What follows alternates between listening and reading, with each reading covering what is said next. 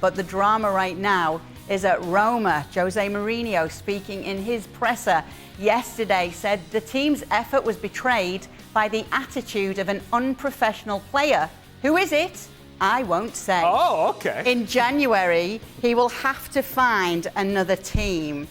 The player is rumoured to be Rick Karsdorp. Gab Marcotti is joining us now to talk more about this. So can you shed any light on this situation for us, Gab? This is psychology. This is Mourinho, I'm guessing, pushing the buttons that he thinks are most effective to motivate his team and reach his success. And if he thinks calling out Rick Karsdorp, and by the way, it's not just rumored to be, it is Rick Karsdorp, then this is the way he's going to do it. It's a bit unusual. I mean, Karsdorp, apparently there's two things he didn't do. One is after they lost against Lazio at the derby in the weekend. There's a convention in Italy at many clubs, and in Germany too, where after the game you go to your ultras, and if you've won, you bask in their applause, and if you've lost, you kind of stand there and apologize, and they insult you. Obviously, losing in the Rome derby is a big thing. Rick Karsdorp did not go over. He went into the dressing room instead. And then on top of that, against Sassuolo, he was, I think, partly responsible for the goal. So that's why Mourinho did it. I think it's quite extraordinary. It's shades of Gerard Houllier and David Ginola way back in the early 90s when France failed to qualify the World Cup. That's the only other instance that I can remember of a manager calling out a player by name in that way. And so given that you did mention France then, and we've got Frank Leboeuf with us, is this a good way of getting a reaction from your player, Frank? I don't know. I mean, the example that Gab just picked, about Ginola, well, he didn't help. France didn't qualify. The big generation, because that was fantastic generation with Cantona, Papin, Ginola at front, for example, exploded. And Aimé Jacquet had to find a new generation with some other players, with Zidane and Jokaev. That was the worst for the good. I don't know what's going to happen, I don't know. That's a psychological aspect of Mourinho way of thinking football. You attack one player and you expect the other to react. Because they're scared, or maybe something's going to happen to them too. I don't know if it works, if it ever worked, but that's a way of doing something. He wants something. He wants a reaction.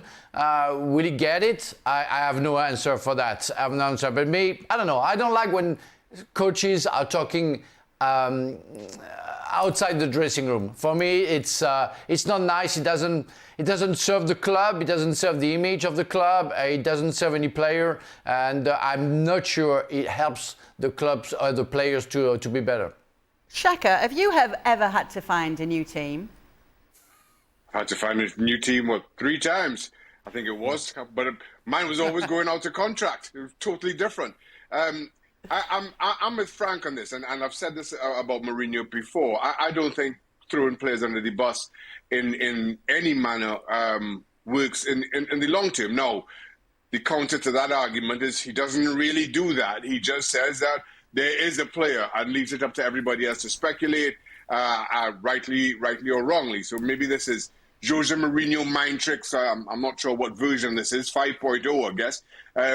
So we'll see if it works. But I don't think history has shown that kind of hanging players out to dry ever really works in the longer term. How would you respond to that, Ale? Because there are two thoughts to it, that some players have to be treated differently to others in this aspect. This is basic managing. These players, your players, essentially they work for you, right? And you need them to be at their very best on the field so that you look good as a manager. So you both have to work together. And while you are making the decisions, the players are the ones that are going to make you look good or not so good. So if you're not the player in question, but the other players, what are you thinking right now? How are you feeling right now? Are you saying, oh, he went after this guy, so we better be good? No, you're saying, at least in my estimation, you're saying, if he's willing to go after this guy, he can go after any of us. So at one point or another, it may be me. So do I trust this manager who's hanging my teammate out there? Do I trust that guy to have my best interest in the future? Probably not. And oh, by the way, the player in question does not have to find a new team in January because he has a contract in place, right? So if he just wants to sit there and be miserable, he can choose to do that as well. There is nothing to gain in putting your players out there. You can say and explain whatever happened in the whatever sequence and the things that you didn't do well, and then you address it personally with that particular player behind closed doors. When you do this, there is a breach of trust between you and the players in the locker room.